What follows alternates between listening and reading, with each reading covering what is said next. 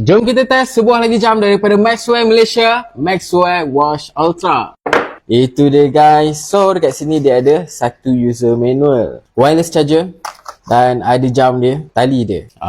Itu dia guys. Sebiji macam Apple punya. So jom kita cuba on tengok. Itu dia guys. Wow, cantik dia punya design dia guys. Oh, dia punya screen memang nampak terang, nampak 3D dia punya screen. Bawah, okey, bawah ada macam-macam So kalau kita tengok, uish, menarik ni. Oh, dia punya exercise punya menarik Okey, kalau dari tepi, activity juga. Kalau dari kanan, so dia ada dia punya simple setting lah dekat bahagian sini. Okey, dia ada lagi button yang lain dekat bahagian bawah ni. Kalau kita tekan ni, dia akan pergi ke setting. So banyak setting-setting yang boleh kita guna. Oh, ada theater mode Oh, kita boleh drain air. So kalau kita pergi mandi, air ada masuk dekat sini. Ada NFC guys. Oh, menarik. So confirm korang boleh buat pembayaran menggunakan jam ni. Dan sebelah sini pula dia ada satu lagi button. So kalau kita tekan button ni, dia akan naik heart rate. So cantik dia punya design dia. Dia sangat-sangat sensitif. Kalau kita nak guna untuk bersukan, yang paling penting adalah data untuk heart rate dia ni tepat. Dan aku test dengan Huawei original. So kalau kita tengok dekat sini, dia tak jauh beza. I think